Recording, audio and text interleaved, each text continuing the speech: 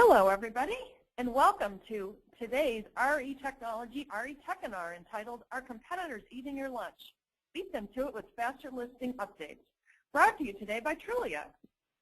So I would like to first introduce our panelists that are going to be on the call with us today. There's a really neat group of people here that are going to give us some good perspective. I'm Marilyn Wilson. I'm the moderator today, and I'm one of the co-founders of RE Technology, as well as a partner in the Wave Group, a consulting firm in the industry. And with us, we have Kip Cooper, who's also a panelist, and he is the CEO of the Huntsville Area Association of Realtors and the North Alabama MLS. So he's going to bring us some neat MLS perspective on this today. Dave Garland is with us, and he's the principal of the Pacific States Capital and the manager of the Rainmakers Consulting Group, which does a lot of really neat work with many big franchises around the industry. And next, we have Alon Chavez, who is the Vice President of Industry Services for Trulia. And with him, we have John Whitney, who many of you may know. He's the Director of MLS Business Development for Trulia. So thank you to everybody, and welcome to our call today. If we could just click over to the next slide, I want to just kind of give us a little bit of a history in what's going on here. And many of you may have been, kind of following what's happening with the whole concept of direct feeds. But there's been a variety of things that have changed over the last few years. As many of you may know, ListHub has been in the market for many years to help all of you push listings to sites that you thought it make sense. But over the last couple of years, there's been some developments. First, it was that some MLSs, North Alabama, which Kip is with us today, was one of the first that decided to actually control his MLS push of his flow of listings to Zillow, Trulia, and Homes.com, and decided to do it on his own as a direct feed. Then early this year, and things are moving very quickly, as many of you might know, early this year, Zillow and ListHub sort of parted ways and decided that they wouldn't work together anymore to push Zillow listings through the moved on ListHub platform. And since then, there's been kind of a whole new wave of opportunities of people talking about ways to get direct feeds from their MLS organizations and from their brokerages over to Trulia and Zillow, and now what is now called the Zillow Group. So this conversation today, as we see it as Wave Group, lots of people are trying to understand the best way to handle this. There has been some conversation with a few brokers about not doing anything in terms of syndication, but most of them are saying, I just need to figure out the best way for me to continue the relationship I've had with Trulia over the this last several years. So we're going to kind of walk through that today. We've got Alon and John, if we could flip to the next slide, and they're going to kind of walk us through a variety of things and their perspective as to why going direct with your listings is really the right thing to do, or certainly something to consider seriously. So welcome, Alon and John. Thank you so much for being here today. And I'm going to turn it over to you to talk for the next few minutes, and then I'll jump back in and ask you some questions. Thank you very much. Thank you, Marilyn. Well, I'm glad we have the opportunity to talk about this. We still see a lot of confusion as far as how listings get to a place like Trulia.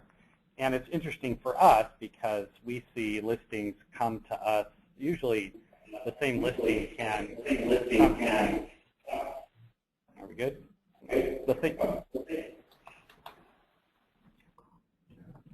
Okay. All right, I'll keep talking. But usually the same listings can come to us several times from several different places, and they come in at different frequencies. So oftentimes we will get a listing from one source, and then another source comes in, and for us sometimes it's a struggle to decide which listing is going to have the priority. And it does create a little bit of chaos on the sites with a listing showing up with one price and then being replaced with another listing, and then a listing coming in and changing it back. And so that's a challenge that we deal with. And then we also see agents using services where the broker may not be aware that the agents are using services that syndicate listings or collect listings and potentially re-syndicate them. There's good platforms that do that under some form of agreement or structure, and then there's ones where the agent is ordering a product or service and may not be aware that those listings are getting syndicated. And there's also not necessarily a use agreement that's crafted around those to to control how that listing is going to be used, not on Trulia or Zillow necessarily, but with the platform that is collecting that information and distributing it. So all of this really contributes to accuracy problems. There's been a lot of talk in the industry the last couple of years about copyright protections and anti-scraping methods in order to control the copyrightable content that's out there. There's liability concerns that we hear about from brokers, and also just the brand presence of a broker on these virtual neighborhoods that we now have with consumer portals, and how that makes their branding look and the efforts that they're taking to really look good on those platforms. And it's just frustrating to members and consumers. So when we work with MLSs on a direct feed type of arrangement, really the goal with that is to leverage the work that the broker's already done in the MLS, so there's not a duplication of efforts, and be able to provide the listings from a known good source. And what we can then put in place are things called trumping rules, where the MLS-sourced listing, knowing that it's coming from a known good accurate source, is now able to be the one that displays. We're able to block the listing from displaying from the other sources, and have all of those issues with deciding which listing is best, accuracy problems, those kind of things really go away when the listings are coming through that conduit. Can we shift to the next slide? Thank you. So the other thing that's gone on is really just the dominance of mobile and the expectations of consumers as far as when the content will be available, and brokers able to leverage the fact that consumers are now paying much closer attention to the listings that are there. And last year was the first time we saw mobile really exceed desktop visits, and that just heightens not only accuracy but speed, because those consumers are engaged. They're the ones that are the highest quality type of lead generators. They're the ones that are paying the most attention. They have saved searches set up, and they are very mindful when a new listing hits the market or something drops into their price range to be able to respond to that quickly. So the other advantage that we have with MLSs that we partner with is the ability to have those listings update very quickly, usually in a 10 to 15 minute time frame from the time the listing is updated or entered into the MLS. It can then appear and be available to consumers on the sites. And that does a couple of things. It ensures that the MLS source listing is going to show up first, so it avoids a listing coming in through a manual entry or some other method from being there with potentially inaccurate information. So the MLS baseline is always really consistent. Plus it also then allows that 8-minute frequency to really leverage the lead generation that can come from those listings. And it really creates just a much better experience, not only for the consumer but for the broker and the agent, and really meets the need for the speed requirement that's now coming and really mandated now by mobile devices. And all of this is really to reduce the liability, increase the satisfaction, make sure that the listings are being presented accurately. And the MLS is really the only entity that exists right now that has the technical resources to not only make sure that the listings are accurate, but to deliver them in that 8 to 10 minute frequency. We've had a dependence in the past on services, whether it's a syndication platform or some other service that's delivering the listings. And some of those work really well, but even the most sophisticated listing syndication platform will see an average of a 17, 18-hour delay from the time it's entered into the MLS before it is available to Trulia to display. So it really does make a dramatic difference when we are able now to leverage the MLS pathway and both collectively serve the collective customers.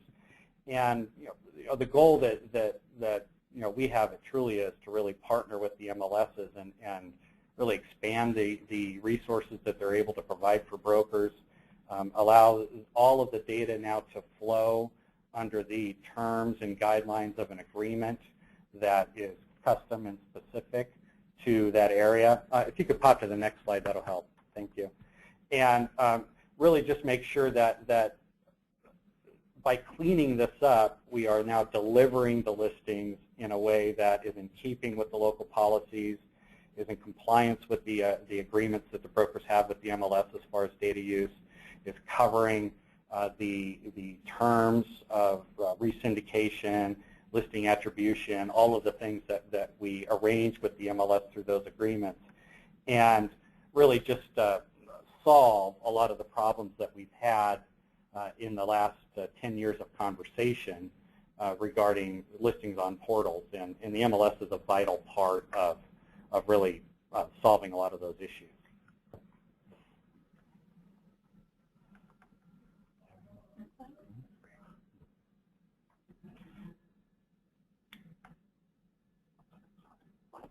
Okay, maybe you can switch to the next slide, please. Oh, thank you.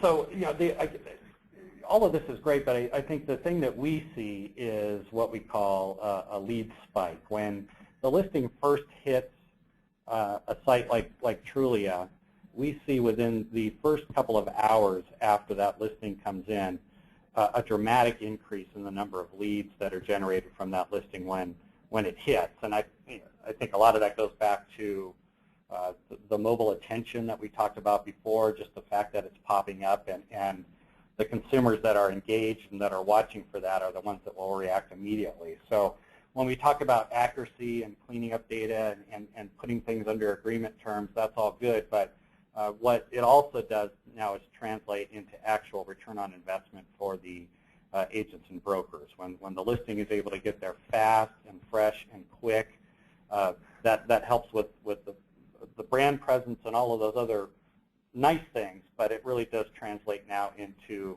money, into high-quality leads, high consumer engagement, and real things that can lead to revenue for the brokers and agents that are leveraging the portals as part of their advertising programs. And I think as we've heard before, and the analysis that we've seen more recently in the news, the more that a broker or an agent has processes and systems in place to be able to manage these leads when they come in and respond quickly, they are seeing very good levels of success. And that success is just increased and furthered by the listings getting there as quickly as possible. Got it. So let's start on that. Then I'm going to jump back because we're starting to get some questions from the audience too. But so every broker that's on the call or in MLSs that advise brokers too probably want to know. So if that lead spike is happening, and like you say, direct leads can maybe even make that spike more quickly, what should a broker do to take advantage of that? How do they get the lead spike to actually turn into business?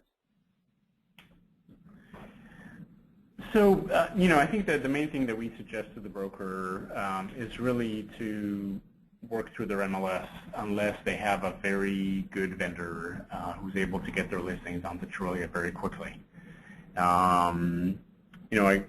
I'm happy to answer that question in more detail. I was wondering if you might want to maybe ask Dave Garland kind of one of the things that he's looking for as part of REMAX, and have him kind of provide his perspective as well. But I'm happy to answer more detailed questions. How's that? Well, and I think another piece of that is what I hear from brokers and agents, and there's been some analysis recently in the news on that, is that when there is a system in place, whether it is a lead management system, whether it's an E-team, whether it's just somebody who has their methodology there so they are responding very quickly with meaningful content and engaging that consumer right away and following up, those really take those lead spike immediate leads and turn them into an actual client much more successfully than somebody who is kind of in the older sense of,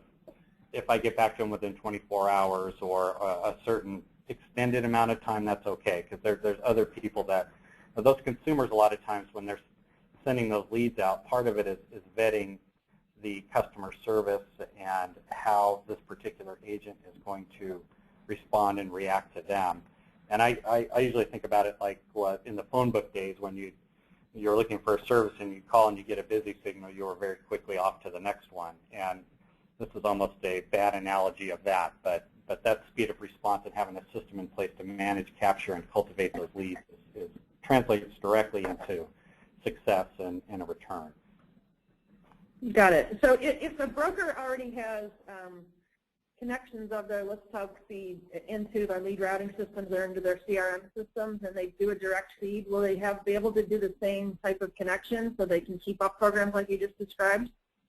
Oh, sure. Yeah. The Trulia and most of the sophisticated portals will have the ability for a broker to determine their lead routing address, where they want the leads to go, to either direct them to the listing agent or some system internally that manages those leads. And they can set those up independently very easily on Trulia, I'm sure on Zillow, and the other ones that are significant. Probably some of the long tail publishers, if a broker was using those, it would be beneficial to use some kind of platform in order to deliver that instruction to multiple publishers beyond the significant ones. But for the most part, they can manage all of that activity on a Zillow or a Trulia, and they can customize it based on the advertising methodology they have with each of those, because it could be different depending on the audience and the platform. Got it. So on April 7th, the list hub feed to Trulia will be discontinued. Is that correct? Yes.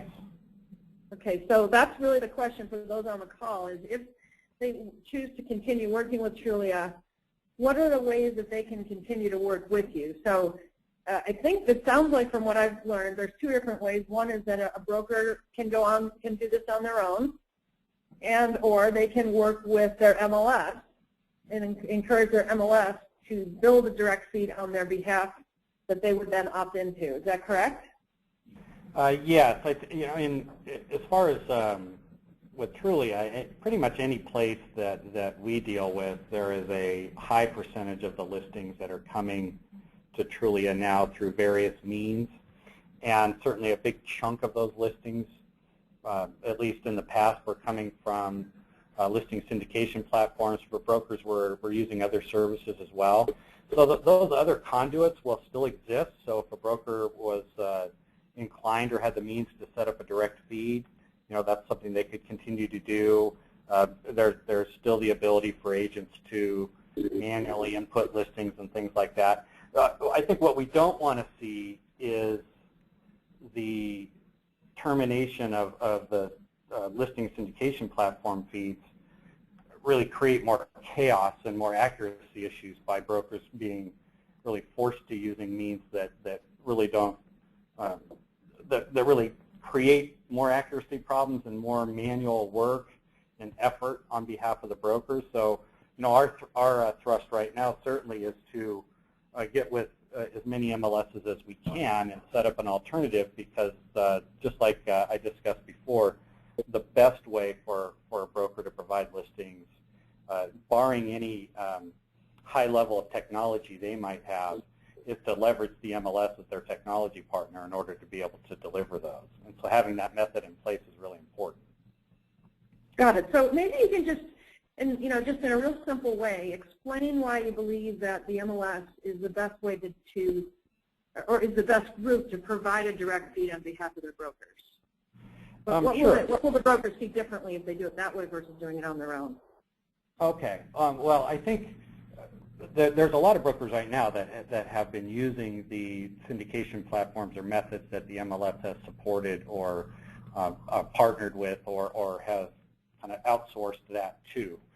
So those brokers have a historical dependence on an MLS offering in order to send the listing. So, on one hand, if that isn't there, they're going to have to figure out how to do this on their own. And they may be able to do that, but they may start using some of those virtual tour companies or online services or even manual entry methods in order to do it, which They may work, but they are certainly going to create more work and effort and require the broker and agent to manually keep those listings updated in order to keep them accurate and remove them when they go off the market. So that's one piece of it. Now, a lot of some brokerages have the ability to set up some form of feed structure to come to us, so at least they're automating the work that the agents are doing within the brokerage, but a lot of them don't. So there's a lot that are going to be forced to using methods that we've all been trying to discourage them from using over the last several years in order to provide the listings unless there's some MLS option to do it. Even where the brokerage might have the means to do it technically, oftentimes they don't have RET servers and the things that the MLS has in order to really create that speed benefit. So they might be able to send us the listings, but oftentimes when we have broker direct arrangements, those are maybe a couple times a day, maybe once a day, but they certainly aren't coming over every 8 minutes like we can do with an MLS direct feed. So I think we don't want to create more chaos, and we'd like to ensure that, I think most MLSs I've talked to over the last couple of weeks feel that there's a responsibility that they have to provide an alternative means that's an MLS option, and they're actively seeking a good way to do that. And on one hand, I think this will turn into a positive arrangement, because now instead of listings coming through general terms that the MLS couldn't control as well, it's now a specific arrangement with the MLS. It's a much faster means of updating. We're recognizing what the local concerns and policies and needs are, and the MLS is now able to have much more control over the destinations than they did before. It wasn't too long ago there was a concern about too many publishers being available to brokers and inattention, and now we're kind of shifted the other way, where there are certain ones that MLSs and brokers feel vital that aren't available. So now we're able to basically get to a place where I think everybody was researching and talking about, where we can do this very quickly and come in. And that's all done under the guise of contractual protections. And with all of the discussion that's happened in the industry around syndication the last, seems like a long time, but it's been at least, ever since the listings came online, we've been having these conversations, but it's certainly increased over the last several years. We can solve a lot of this stuff, and we can get these agreements in place, and it's handled directly with the MLS, which a lot of MLS executives and leadership at MLSs feel is important. So if you do a direct feed, and that could be a broker or an MLS, but when they do that, does that mean that Trulia then does not take the same listings from other data sources, or are they continuing to do that? Well, we can't. A lot of times we can't control the services that send us listings, but our commitment is we will block any of those alternative sources from displaying. So essentially, it accomplishes the same thing. If the listing's coming through the MLS, it has the highest ranking. That will be the one that displays. None of the other ones will display. The only exception would be where we're contractually obligated through a broker direct feed arrangement to use the feed coming from the broker's source. And sometimes they want that because there's branded virtual tours or other things that they want to be able to provide. But in those cases, we're able to use the MLS resource to at least keep the price and status updated on those listings. So the main complaints that people have had about listings being inaccurate or staying on the sites when they're off market can be solved as well at the same time. Gotcha. So is there any difference in terms of the program that Trulia offers an MLS if they do a direct feed versus if a broker does it on their own? I don't, and I wouldn't say there's a meaningful difference. I think what the MLS has is the ability to put good, solid general terms in place that are, a lot of MLSs go to a lot of effort to hear from their brokers and agents about what they would like to see in these arrangements, and we're able then to cover all the members that are leveraging the feed when that's in place. And sometimes the MLS has a lot of kind of situational awareness about this, about what's important, and is really attached to copyright protection and other things at probably a more sophisticated way than individual brokers might have. So as far as the nuances, there's not a lot of difference, but I think the MLS is in a great position to make sure that a lot of those bases are covered that a broker might not be fully aware of. Okay, I'm going to just take a second to explain something to those that don't know the difference. But with historically, when people were giving feeds through ListHub, there was what was called opt-in versus opt-out. And opt-in means that each broker would go into the ListHub panel and say, yes, I want my listings to go to, each and every one of the sites that were on that portal. Opt-out means that the MLS decides that the entire listing database gets pushed at once, and then if a broker does not want their listings to go, then he or she would say take them off. With direct feeds, is it possible if an MLS or a brokerage decides to do an opt-in, can they maintain that, or are these only opt-out? Oh, no, well, we see different versions of a direct feed from every MLS, ranging from a full opt-in where there's no data that flows until a broker opts into the feed, to a opt-out where the brokers opt out. And I think it's a local decision. What we're seeing most recently is a trend toward a couple versions of an opt-out. One of them being, hey, if the broker's sending a listing to Zillow or Trulia in any means other than a broker direct feed, let's replace that with the MLS listings, kind of more of a opting the brokers into the feed that have already made the decision to send the listings. And a lot of the rationale there is that a lot of those listings are coming through unmanaged sources, so we're able to now put those trumping rules in place and make sure that those flawed sources that you talked about before can be essentially blocked. With the full opt-out, we're seeing many go that direction as well, mainly because the brokers are still in control. They can still opt out if they want to, but because the percentage of listings is so high, in any market it can be anywhere from 85 to 100% of the listings from an MLS service area are coming in, that we're able to basically use the MLS feed to block any of those flawed listings from other places from displaying, and it just cleans up all the accuracy issues right away. So we're seeing a lot of MLSs go with either that, let's opt all the brokers in that are sending listings today, to a full opt-out, as opposed to a starting with zero and opting brokers in.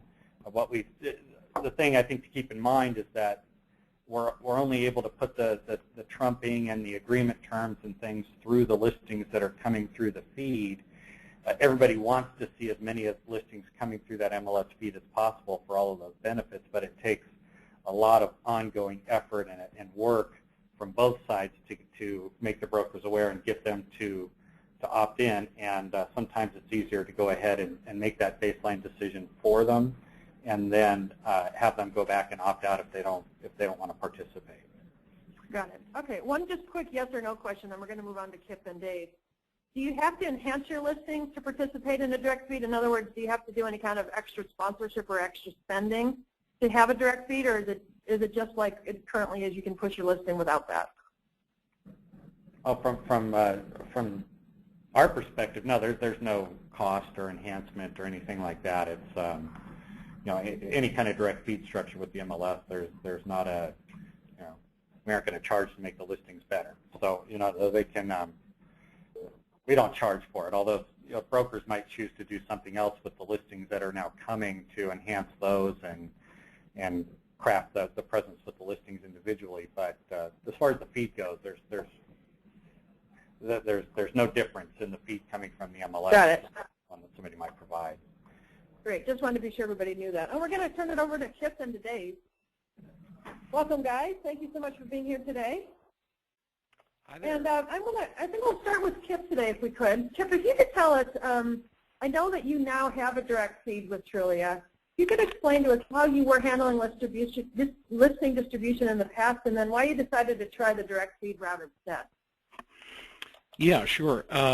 Well, about almost 3 years ago now, we were syndicating through ListHub, and had a very good relationship with them, but started to get an increasing number of complaints from consumers and from our members that the data was appearing to be old, there was duplication of data, and that they weren't quite sure all of the places that their data was going to. So I think when syndication really started, we had this shotgun approach. If my house is seen on one site, that's great, and if it's seen on 100 other sites, it's 100 times better.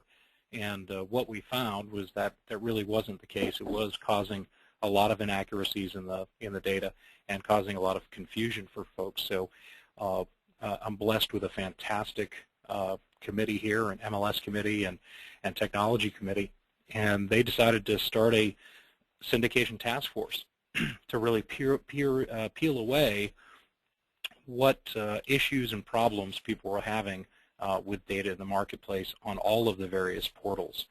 And it was through a lot of examination that members decided that it might be most appropriate for us to sort of take back some control, because once the data left the MLS, and that was the jointly owned data of all of our members, once that left, we had no means to really control it. So they wanted to take a hard look, take back control of that data for all of the brokers, and through that we established syndication rules. And I think this was it's genius of about 40 of our brokers getting together and really identifying what was important for them in this new age of syndication. What kind of display rules should there be? What kind of use rules? So we really started to get into the copyright protections and the securities that Alon and John have been talking about. We started to look at can that be re-syndicated to other sites without permission? We wanted to put an end to that. The brokers were very concerned about prominent display of the listing agents, which very few of the major portals had at that time. And we decided that there had to be a fair exchange of data for something that benefited the listing agents and the brokers. So prominent display became a large piece. The data licensing became a large piece. Link backs to the agent's listing, and speed was a big issue as well that I think Alon and John have both talked about. I think Trulia was our very first portal that we entered into an agreement with. We had shut off ListHub and had actually sent notice to all of the major portals that our brokers wanted to be on or had relationships existing with. And with that agreement, I believe it was an opt-in agreement. At the time, we had to change that because of some conflicting language between the ListHub agreement and that. But that's what we started with. And I think the major thing, you were just talking about opting in or opting out, it is certainly easier on all of the members and the agents and the brokers involved to do an opt-out and to clearly identify what that means and inform brokers and the agents what that means, and to have tools such as we do with a dashboard that they can easily opt out of any platform that they do not want to send the listings to.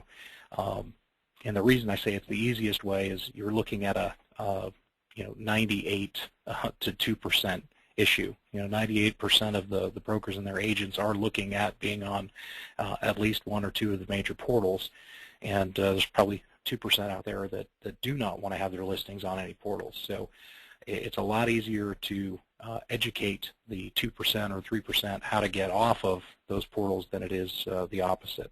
But certainly you want to have a lot of education out there and a lot of training and a lot of support for those members so that they can make an informed decision either way they go. Gotcha. And then Dave, from your perspective, representing more the broker and franchise perspective, tell us about your experience with direct feeds and how it's working for you so far. Yeah, thank you. I would start off by saying that both Trulia and Zillow have been fantastic partners to many of the franchises, and one of the franchises with whom I work, Remax in particular, it's been great in terms of providing the ability to share data and to help the agents position themselves in front of transaction-ready buyers and sellers. And the concept of the direct listing feeds is especially important, particularly because most of the big franchises in the country, you know, Realogy, Remax, and Keller Williams, have established direct feeds that assure the flow of listings from their brokerages to both Zillow and Trulia, and to ensure that those feeds remain unchanged. And I think that that's an important aspect to keep in mind, but also to keep in mind the fact that sometimes those particular feeds may have some latency.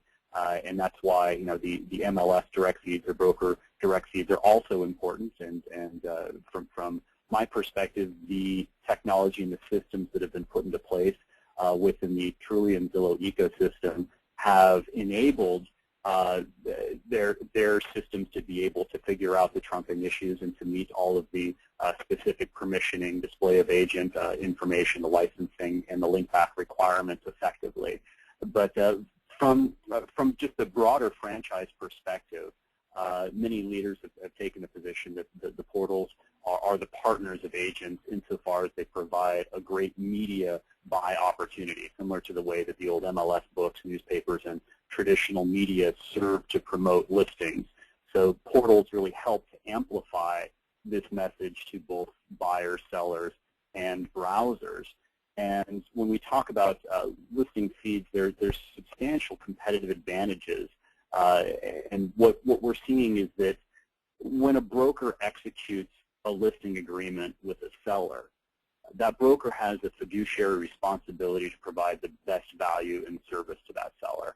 And if the largest group of transaction-ready buyers is not necessarily aware of your listing or your listing updates, then you may be doing your seller a disservice. So the counter to that is also true. If you have the ability to ensure that your seller's property hits the eyeballs of those transaction-ready customers faster than your competitors, then you're creating additional value for your seller, for your brand, and for your broker team, or for your franchise. And if there's one thing that Zillow and Trulia have proved, is that the user experience matters to consumers in search. And the proof of this is in the monthly number of unique visitors they receive, collectively over 100 million to my knowledge. And it's important to have that timely and accurate information in front of those buyers, sellers, and browsers. And so I think that the label to this particular presentation is particularly apropos in that the question is, are your competitors eating your lunch? And I think that the implications by not having your listing appear quickly impacts everything from your average days on market to your list to close price ratio, to your future referrals, to your quality scores and rankings, and obviously, and most importantly, to your leads. That's important. And so it sounds like you're obviously a disciple. You believe that syndication is helping your business. And I guess just some perspective for some of the brokers that are on the call. When you look at the amount of investment and the kind of the priority that Trulia plays in your overall marketing spend and marketing focus, how big is it? Is it that you focus more on things that are closer to when the sale is actually happening, or is it the top of the funnel where you can see lots of new prospects? And how does that play out in your estimation? I would respond to a couple of things in that question. I think that in terms of the number of leads generated within the system, the proof sort of speaks for itself. I mean, for instance, Zillow experienced an 87% year-over-year growth for their premier agent or paid agent revenue in 2014, and roughly 54% of all of that revenue came from existing agents actually purchasing more and more advertising. But many of the top brokers and agents with whom I advise are continuing to increase their spend with the portals. They tell us that they're receiving a substantial number of leads from their program, from the spend program, and what in turn is happening is that they're adjusting their behavior and practice to handle the leads. And I think that one of the most important slides that we saw today was that slide that John and Alon spoke to with regard to the speed equals leads equals revenue slide. And it's that reverse logarithmic effect. And one of the first times that Alon showed me that slide, it was had sort of a profound impact on my thinking, and I think on the thinking of many top brokers and agents who saw it, in that if you can train a broker or agent or team to be able to get in front of what happens when information is placed on an MLS or eventually on a portal, then you can capture what happens with that lead flow. But you can't get in front of it unless you know that what's taking place. So the latency factor is incredibly important. So to your second point of your question with regard to, do you want to invest, is it better to invest in the top of the funnel or the bottom of the funnel? I would say that nothing kills a lead faster than no follow-up or extraordinary latency in the follow-up, and then not staying in touch with that particular lead. So if you're going to spend a sunk cost, spend the sunk cost downstream, but your ongoing cost is ensuring that your top line capture is maintained aggressively. Got it. Okay. Kip, maybe let me ask you another question about, there's many MLSs that were or are where you were and proactively many years ago, and they're asking themselves, what's the upside, and importantly, are there any downsides to a direct feed program for an MLS to be at the lead of that? And what's your perspective on that? Yeah, I think we had a very strong methodology in how we decided to move towards MLS direct syndication. We had great partners, we have a great staff, and the downsides are the politics of it for an MLS, and I think there was a lot of misconception. I think that's starting to erode now. That syndication is just about advertising, and it is so much more than all of that. And it's really the plus side of having MLS direct syndication is that in our market, where we have all of the major players we have agreements with, they have standard data licensing agreements that they've entered into with us. We probably have the most accurate marketplace in the country right now. So when you have folks that are searching, their customers and clients are out there searching, that Huntsville market, North Alabama marketplace is extremely accurate. I think that helps all of the players involved and touches on a lot of the things that Dave just commented on. So we've enhanced that customer experience, which is a positive regardless of what brokerage firm you're with, regardless of what franchise you're with. And I think we've strengthened the public trust of our agents because that listing information is vastly more accurate than anywhere else. So I don't see many downsides to it. I do see some of the internal fighting that happens with some of the other MLSs. They had to experience it because there's this idea that if we're sending a broker direct feed, then if the MLS starts providing a feed, then that's going to somehow level the playing field.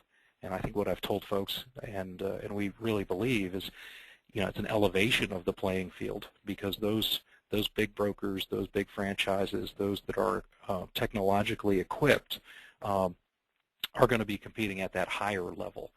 They're not being brought down through this process.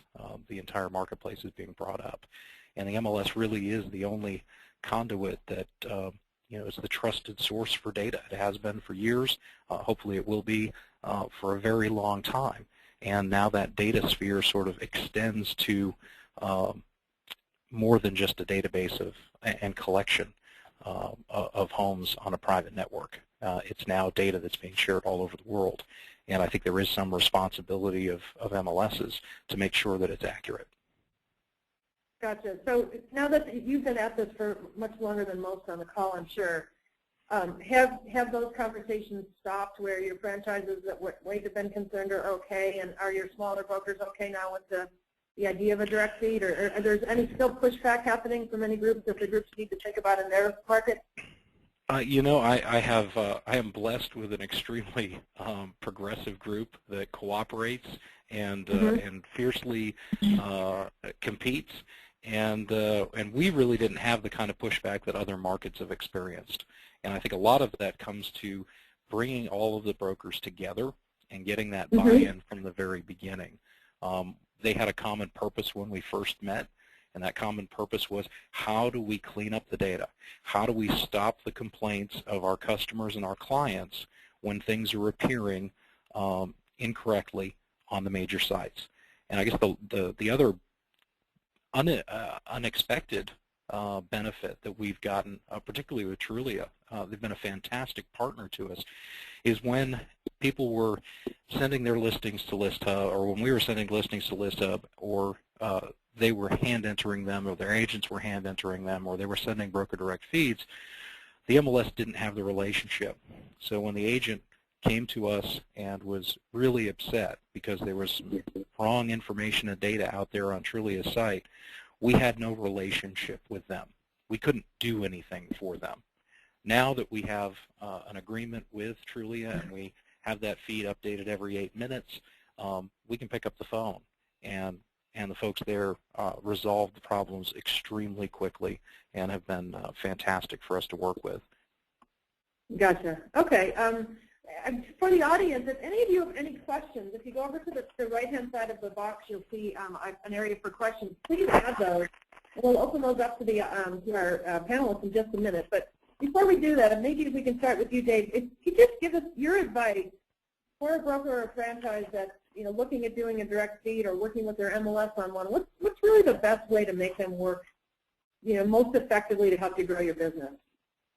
I mean, I think that it's the act of actually creating that direct feed is easy. The act of being able to set up a system that takes advantage of the impact of those direct feeds is probably the more difficult system to put in place. And what I mean by that, and my general assumption is that the faster your lead to market, the higher the probability of you receiving leads quicker. And the system by which you're able to capture those leads and the system that you have in place that links with your CRM system and marketing system is critically important. And the controls that you have on that system are really the rules. And those rules are anything from how fast you would respond to a lead, to how you respond, to how you follow up, to what time of day do you respond, and most importantly, do you stick with the system, and when do you make those specific changes? And I would highly advise that you track each touch point in your own system and challenge yourself to improve, not just on the number of leads that you receive, but the average response time to the lead, the type of response, the marketing material response, the average spend per converted lead, the average month that a lead stays in your system, et cetera. Because at the end of the day, why we're doing this is to maximize the value for our sellers and to also promote our own brands, both online and offline. And to the extent that our information is accurate or untimely, we're doing ourselves a disservice, and we're doing our sellers and our potential buyers a disservice. So in terms of being able to make the direct feed program work best for you and your brokerage, I would advocate highly that accuracy and ultimately is ultimately the responsibility of you, the broker or the agent. You're in control, and the more transparency you have with the data that you input online, either on your MLS or even direct to Trulia or Zillow, the better you can serve your sellers and buyers by being able to stay on top of whether or not a third-party site is updating your data accurately. So, and it's also not just about the controls for when you input a listing, but for when the status changes of the listing. Because most of the time, when we hear about accuracy issues, those accuracy issues tend to center on either listing expiration or listing updates. So being on top of that in front of one of the largest audiences of consumers is particularly important. Okay, great. And Kip, from your perspective, your final words of advice for MLSs thinking about direct feeds. And again, if anybody has any questions, feel free to send them our way, and we'll get to those in just 1 minute. I think it's extremely important to get all of the brokers buy-in. I think every MLS considering moving to an MLS-direct type program should consider setting their own syndication rules for those agreements. They certainly want to look at copyright protection and security and indemnification on behalf of those members. And it's extremely important. The next phase of this is really going to be kind of the dashboards, and we haven't talked much about that, and maybe in a future one, is having a means for the data analytics to provide those back to the members, and to do that in a clear and concise way. I think that's going to be a real big emerging issue. Got it. Okay. All right, we got a hardball question. Any of you guys jump in. Dave, you may want to take it. I'm not sure. But the question is coming from a brokerage. So if I am one of those big brokerages or national franchises that have the technology confidence, then rationally I should oppose the MLS doing a direct feed at all, correct? The title of this webinar is illustrative of that. Who wants to take that one? That's a good one. Dave, you want to try that one? I'm sorry, I didn't hear that last part of the question. Can you repeat the that question last was question? The title of our webinar, Our Competitors Eating Your Lunch, is illustrative of the fact that if you have a direct feed as a broker, should you oppose an MLS doing it? Will it unlevel the playing field in effect?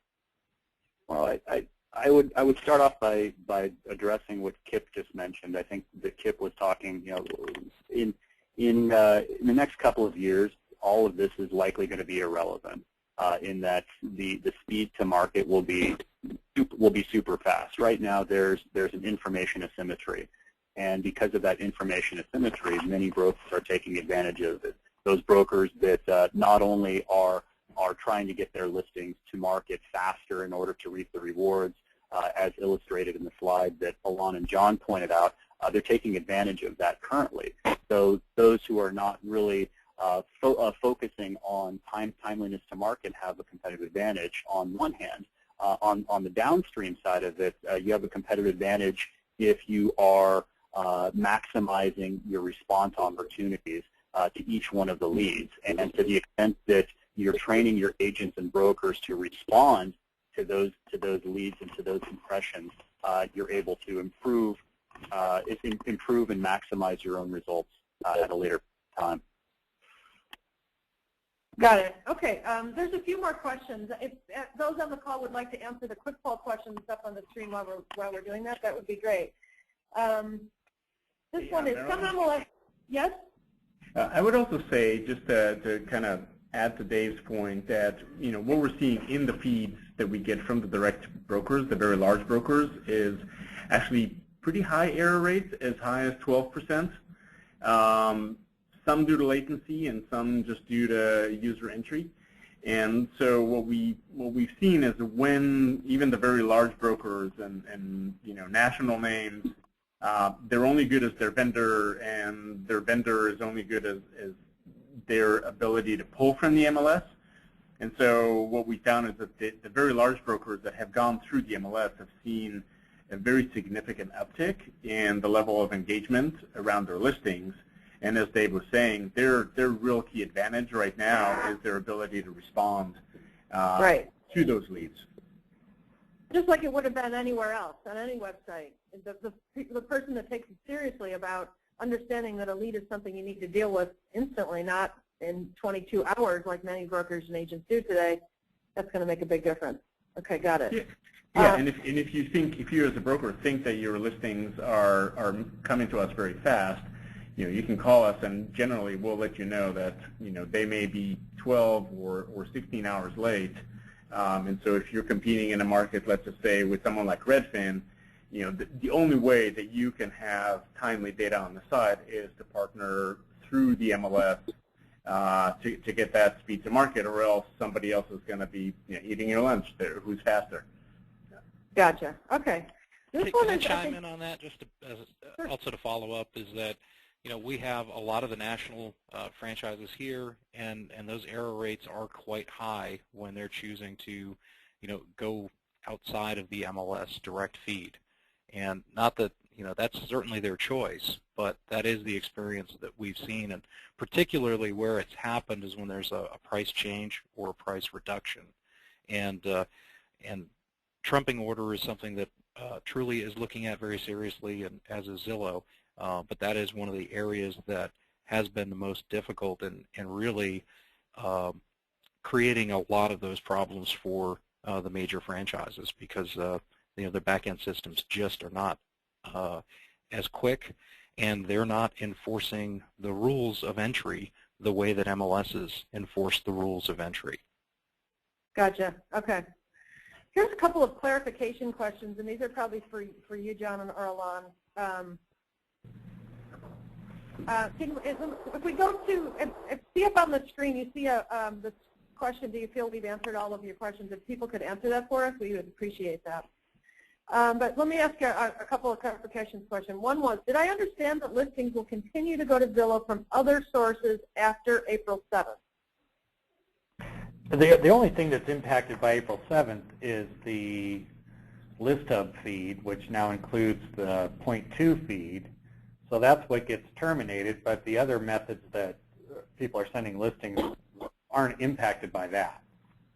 Gotcha. So if you have it going through through your own IDX vendor or through a virtual tour company or something like that, those will all stay in place.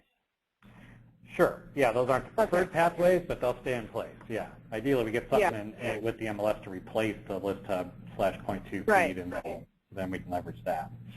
Those are clearly the more up-to-date versions versus some of the other methods, but it's not like if you're doing it that way, it will go away. Okay. No, and historically, when those platforms have been removed just because of an MLS choice, then the vacuum is pretty quickly filled by those alternatives when that's happened before. So I expect the same thing to happen here. Oh, okay. Here's another question that's an important one, I think. First of all, if you could answer, what do you like most about Trulia? That would be great. How will data agreements be handled post, well, it's now post, that now that the Zillow group exists, where some people might have had a Trulia agreement and or a Zillow agreement, what happens now that the two companies have become one? How does it affect your data agreements in any way? Well, the intention on the agreements going forward is that those would be Zillow group agreements, which would facilitate listings flowing to both Trulia and Zillow. Okay. And there's still separate agreements that have been put in place up until now, and certainly those will be respected. But our goal is to work with the MLSs to try and facilitate that. We have, like Kip talked about, the dashboards that allow people to set lead routing and other preferences and decide whether to send listings or not. So there's beneficial tools with combining those. But that's our direction going forward. We have those unique conversations with every MLS. So we always craft that specifically. There is a path. They just have to work with you on it. Okay. Yeah. Mm-hmm. Will MLSs have the option to provide opt-in and opt-out fees? In other words, when they work with you, can they do either of those options at this point? Well, I guess if the question is, can you choose whether it's opt-in or opt-out? Mm-hmm. Certainly. If it sounded like they might have been thinking about two fees, which I don't think that probably was the question. But yeah, and I think each of those is a conversation with each MLS as far as what the current landscape looks like, what makes the most sense, what tools that we have with the MLS in order to facilitate those choices for the brokers or help them do it on this end, and what kind of what's the best way to not only give the brokers the means to make those choices, but to solve any of the problems that are going on. And some of it depends on just the volume of listings that might be coming from other places and what makes the most sense in that market. But got it. Okay. If you could answer poll question number 3, those that are listening, that would be wonderful. Okay, let me see what else we got here for questions. What options are being provided to brokers and agents if their list hub feed to portals is terminated and then their MLS decides not to do a direct feed? Maybe answer that for large brokers and small brokers, because the answer may be different. Well, I think there are brokers that certainly have the option to set up a direct feed if they have the means and capability and the wherewithal to do it. Mm-hmm. I think we'll see agents using services like post lists and other things in order to syndicate listings to multiple destinations. There's always the ability for an agent or broker to manually enter and maintain listings on either of the sites, and then there are agents and brokers that use virtual tour companies or something like that in order to send the listings, and there's different levels of preference and what's good. And as far as our perspective goes, broker direct feeds are good, given the kind of issues that Alon was describing. MLS feeds are the best. The other ones work, but going back to my original points, those can sometimes just it works, but they may not be providing the listings to sources that are now using those listings appropriately, right? And so what we don't want to see is have this, if we're not able to get something going on with the MLS, I think it's in all of our best interest to try and set up a MLS-level alternative, because all of the stuff we've been talking about the last few years is just going to get worse if the agents and brokers are now having to go out onto the reservation and figure out how to provide listings using services that may not be the best for them. Right. So there's kind of two decisions that I think MLSs are making, and brokers to some degree. Are you going to syndicate your listings beyond your own website, yes or no? Most are saying yes. And if yes, then what's the best way to get that done in the way that's going to be the most effective to generate leads? And that's really what it comes down to asking, right? Yes. And if we're talking about speed and accuracy and liability and brand presence, then certainly the MLS feed is the best one to enable that. Yeah. Okay. There's a lot of questions about opt-in and opt-out, so I would suggest that truly you guys want to continue to promote about that. There's a question here, and then I'll let you guys go. Some MLSs manage their own databases and REST servers and can send portals a feed that contains only listings that brokers have opted into. But will the portals prefer or demand all listings via a full feed and have brokers opt out on their respective systems? I think there is a preference toward that, mainly because, like I said before, the only listings that are impacted by the agreement and are trumping listings coming in from other sources are the ones that come through the feed. So if there's a high percentage of listings that are already coming through various means, then an opt-out style feed makes a lot of sense. But if the MLS has a way to manage opt-ins and they feel that that's the best way to do it, and we kind of both jointly feel that we can effectively communicate to brokers to get them to leverage that, that's certainly another way to go. Okay, got it. Well, thank you so much to everyone on the panel, Kip and Dave and Alon and John. This has been very, very helpful. And you see on the screen, if you have any more questions about direct feeds through Trulia, just email industry services at Trulia or call the number on the screen, and they'll be glad to help you out.